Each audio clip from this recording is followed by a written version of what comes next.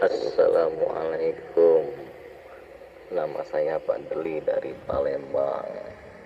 Pak Gus, saya mau bertanya bagaimana cara mengaplikasikan bahwa diri ini gaib. Mohon penjelasannya. Waalaikumsalam.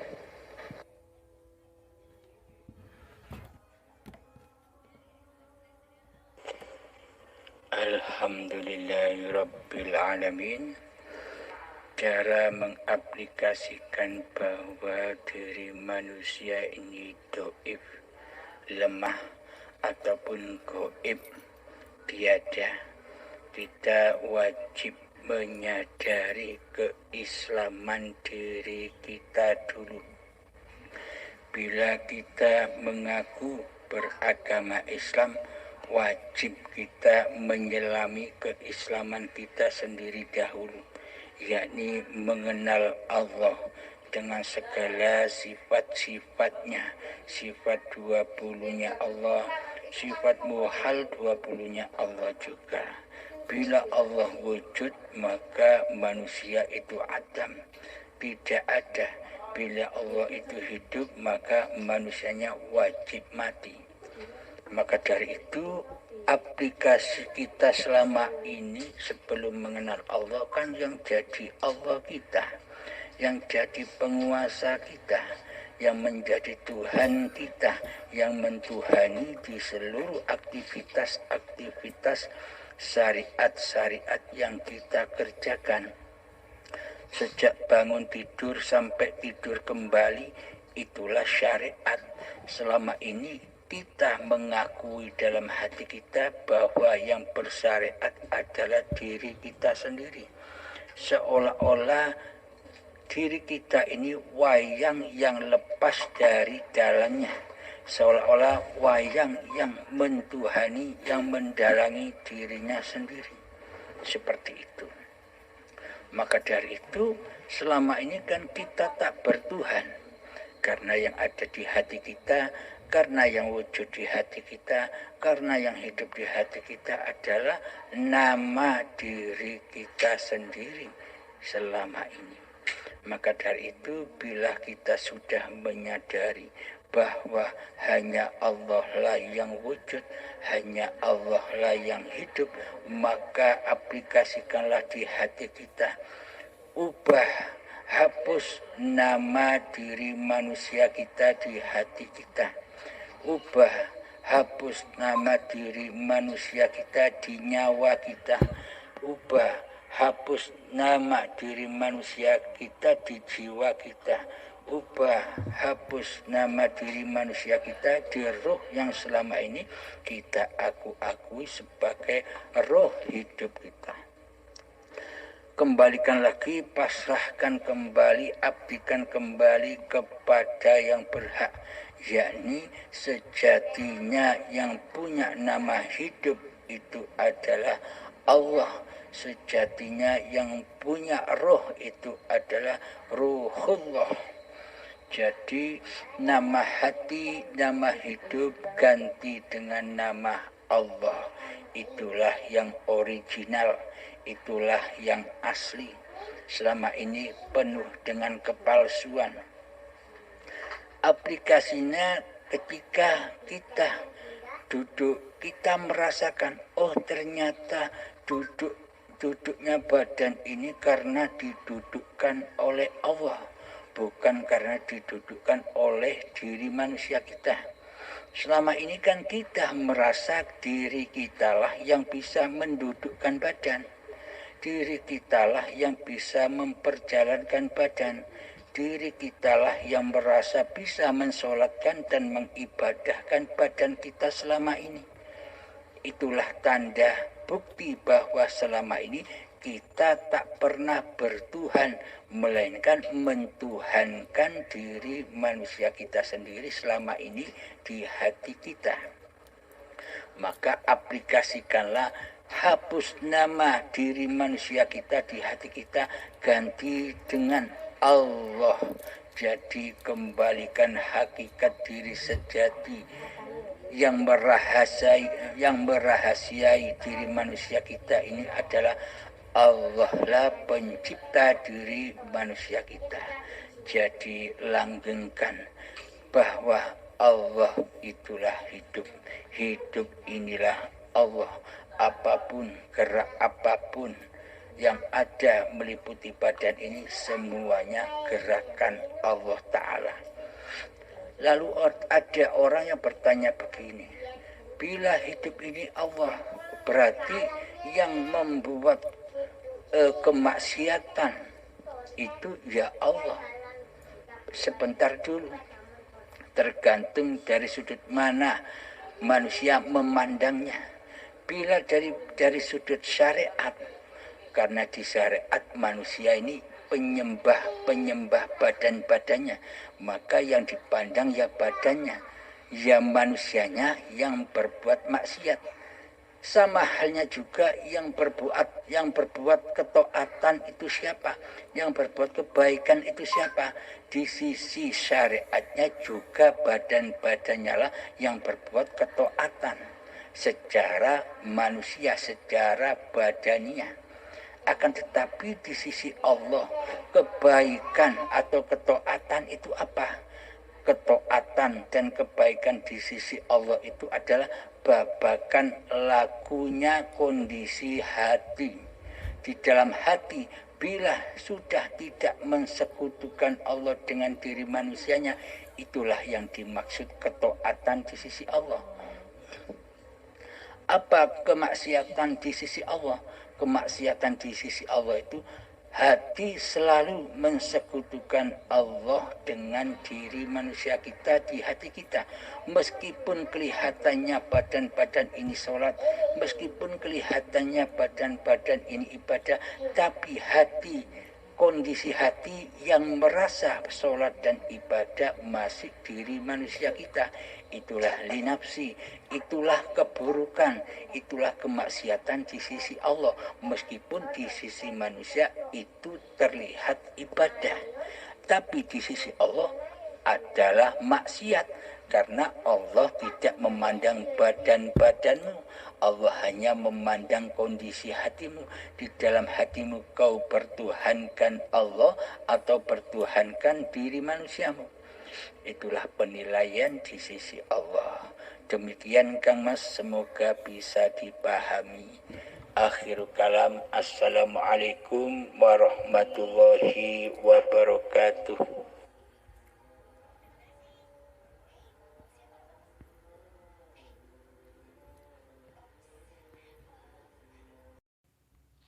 Alhamdulillahirrabbilalamin. Terima kasih Yai, sungguh jelas sekali penjelasannya dan saya mengerti sekarang, dan saya banyak-banyak berterima kasih sekali lagi bersama Yai. Assalamualaikum warahmatullahi wabarakatuh. Waalaikumsalam warahmatullahi wabarakatuh. Iya Yai, alhamdulillahirrabbilalamin. Assalamualaikum warahmatullahi wabarakatuh. Sebenarnya saya memang ada satu pertanyaan yang mana setiap kali apabila saya mendengar YouTube yang lain dari guru-guru yang lain, mereka selalu mengatakan bahwa apa yang disembah dan siapa yang disembah dan apakah yang disembah itu ya sudah pastinya Allah. Akan tetapi apakah yang menyembah itu adalah Nur Muhammad atau diri kita sendiri Pak Kiai? Di sini kami mengajarkan sesimpel mungkin biar tidak bingung. Kebanyakan pelajaran hakikat marifat di luar sana membingungkan. Yang disembah, yang menyembah dan yang disembah, hakikatnya menyembah itu apa sih? Kembali fitrahnya diri manusia kepada hakikat sifat diri sejati manusianya. Manusianya kembali kepada alam ketiadaan, alam kematian, alam kefanahan yang ada di hati ini. Dulu kan nama manusia kita, Hidup ini kan dulu namanya manusia kita. Setelah fitrah kembali, yang ada hanya nama Allah. Itulah yang dimaksud menyembah. Jadi hidup ini Allah, itulah yang dimaksud mengabdi kepada Allah. Setiap pergerakan badan kita selalu bermakmum kepada Allah, selalu dipergerakkan dan diperjalankan oleh Allah, Tuhan pencipta diri manusia.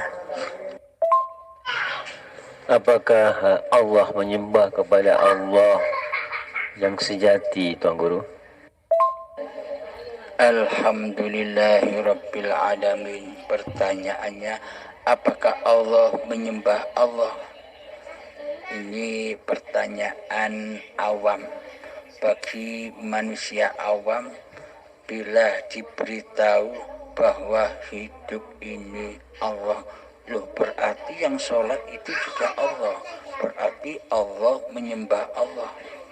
Sangat bisa dimaklumi.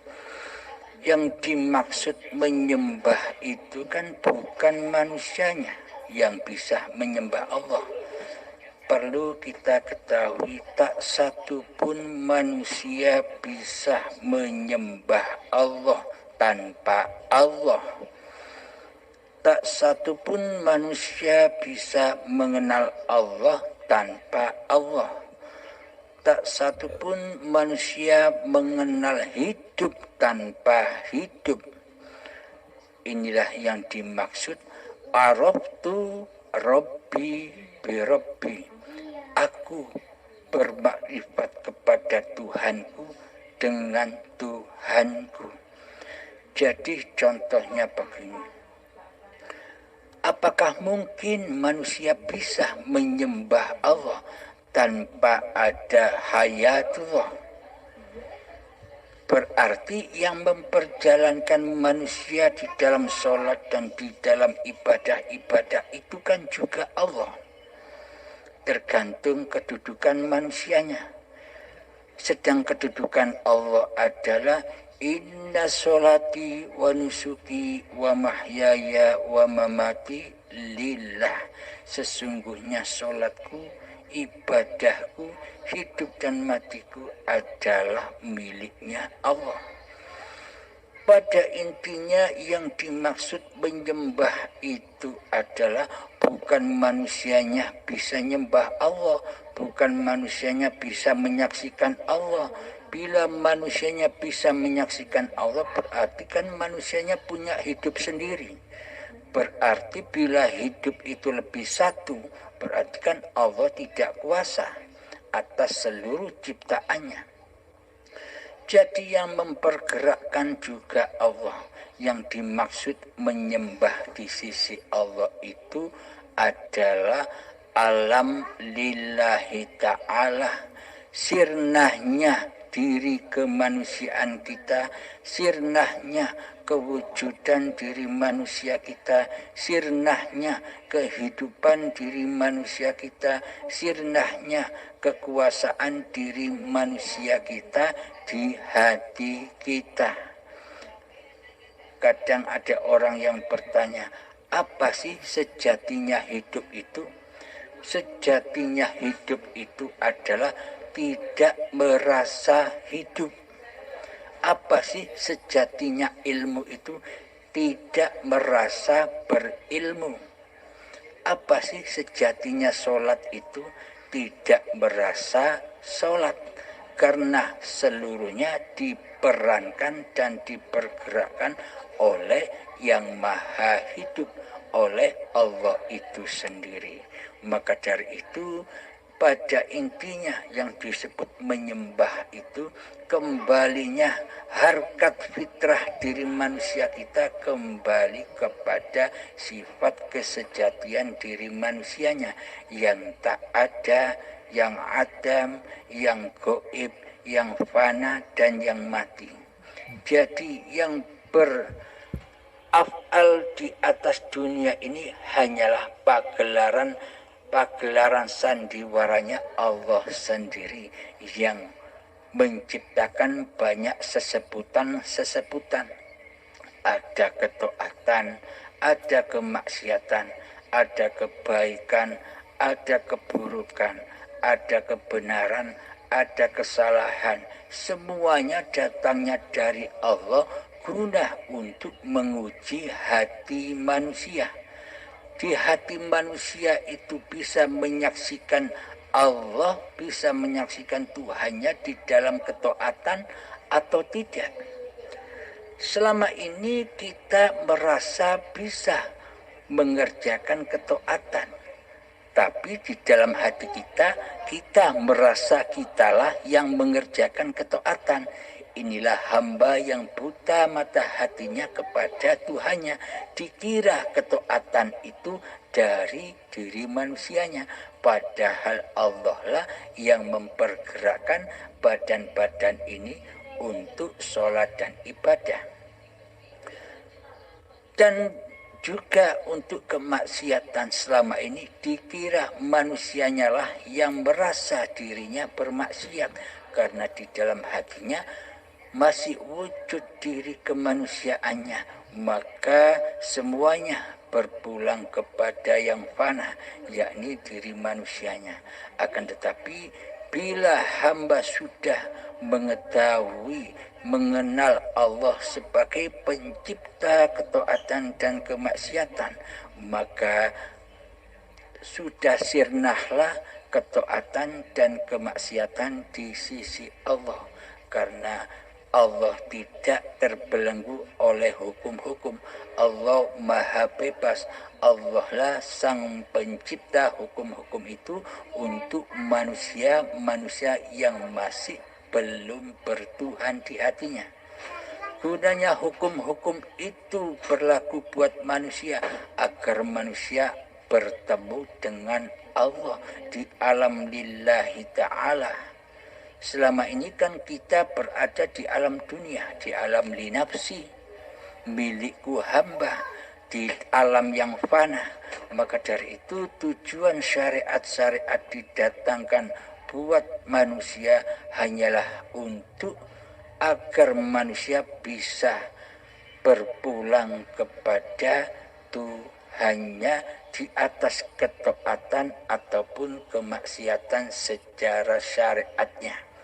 Tapi hati sudah memandang Allah lah yang berkuasa atas segala sesuatu dan atas seluruh pergerakan manusia. Bismillahirrahmanirrahim. Wallahu khalaqakum wa ma ta'malun.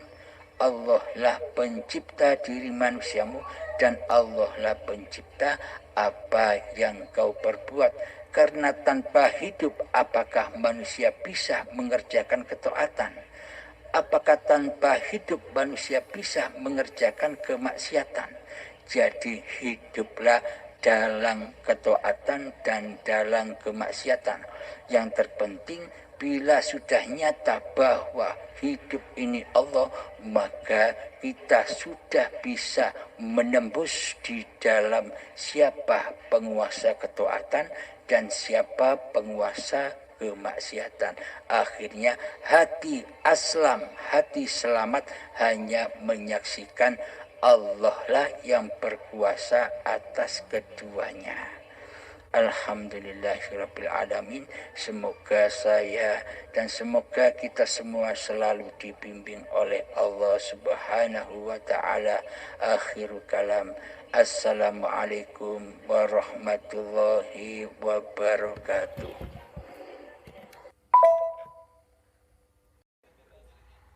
Assalamualaikum warahmatullahi wabarakatuh. Nama saya Arifin dari Sumeneb, Madura. Mohon izin bertanya, Kang, tentang surat Al-Imran ayat 190-197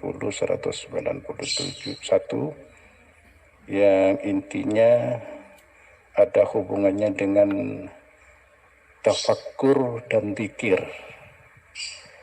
Apakah antara tafakkur dan dzikir ini sama atau berbeda? Mohon penjelasan. Yang kedua, tentang qadarullah, baik dan buruk datangnya dari Allah. apakah perbuatan-perbuatan buruk yang dilakukan oleh manusia itu juga merupakan dari Allah? Apakah tidak dari nafsu manusia itu sendiri? Barangkali ini yang saya tanyakan sementara. Terima kasih. Alhamdulillahirabbil alamin. Apa bedanya tafakur dan berzikir? Menurut hakikatnya di sisi Allah, tafakur dan berzikir ya sama. Tafakur itu mentafakuri diri, berzikir juga mengingat diri. Jadi menurut pendapat syariat, berzikir itu ya menyebut-nyebut nama Allah. Seperti zikir-zikir yang setelah kita melaksanakan sholat fardu, itu zikir. Yang dimaksud zikir atau tafakur di dalam hakikat makrifatnya adalah mengingat siapa sih hidup ini. Ya, maka langgengkanlah di dalam hati bahwa hidup ini bukan hidup manusia kita. Hidup ini bukan nama manusia kita. Hidup inilah Allah. Ini yang dimaksud tafakur atau yang dimaksud berzikir di sisi Allah, yakni mengingat bahwa hidup ini Allah di dalam seluruh keadaan. Inilah yang dimaksud bertuhan. Selama ini kita kan tidak bertuhankan Allah. Kita bertuhankan diri kita sendiri. Kita mengingat bahwa hidup ini hidup manusia kita sendiri. Maka dari itu perbanyaklah tafakur dan berzikir yang seperti ini. Tafakur yang sebentar bisa melibas seluruh amalan-amalan ibadah dan sholat Anda sejak akil balik sampai setua ini. Amalan kita sejak akil balik sampai setua ini kan isinya selalu mensekutukan Allah dengan diri kita. Yakni praktek aplikasi di dalamnya selalu linafsi daripada lillahi ta'ala.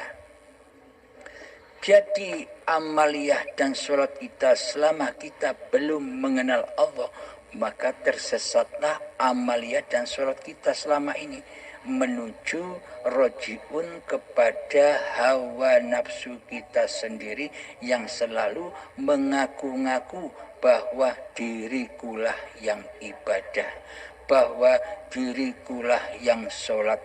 Tidak ada hubungannya dengan kekuasaan Allah yang mensolatkan dan yang mengibadahkan. Karena selama ini yang merasa jadi Allah, yang merasa jadi Tuhan adalah diri kita sendiri. Terbukti seluruh sifat-sifatnya Allah sudah kita akui sebagai sifat diri manusia kita selama ini. Sedang Allah yang wujud digoibkannya, sedang Allah yang nyata ditiadakan di hati kita. Itulah yang dimaksud tafakur dan berzikir. Untuk pertanyaan yang kedua adalah qada dan qadar, qadarullah. Apakah perbuatan kemaksiatan di sisi manusia itu perbuatan Allah? Tergantung manusianya. Ketika manusia masih mentuhani diri manusianya, pastilah yang disaksikan adalah perbuatan manusianya sesuai cermin hatinya. Manusia takkan mungkin bisa menerima perbuatan manusia itu perbuatan Allah jika di dalam hati manusia yang memandang itu masih wujud diri manusianya. Karena yang dituhankan selama ini diri manusia dan badan-badan manusianya lah yang merasa bersyariat, yang merasa kuasa untuk bertindak tanduk apapun. Maka dari itu penilaiannya tergantung sudut pandang yang memandang. Bila yang memandang hanya Allah yang wujud di hati ini, tentulah semua perbuatan baik dan buruk itu dari Allah sesuai ayatnya, khairihi wa syarrihi binallah. Jadi tak satu pun manusia itu bergerak sebiji zarah pun, tak ada kekuatan pada diri manusia tanpa izin Allah sebagai Tuhan yang mentuhani diri manusia, sebagai Tuhan yang menghidupi seluruh manusia. Jadi penilaiannya tergantung diri manusianya, di mana duduk manusianya, di syariatkah atau di hakikatkah. Jadi jawabannya sesuai kadar kedudukan manusianya di hatinya. Bila yang di hati masih wujud nyata nama manusianya, pasti yang dinilai manusianya. Bila sudah nyata Allahnya hidup ini, maka tak ada satupun manusia yang berkuasa di atas bumi ini. Begitu Kang Mas, semoga bisa dipahami. Akhirul kalam, assalamualaikum warahmatullahi wabarakatuh.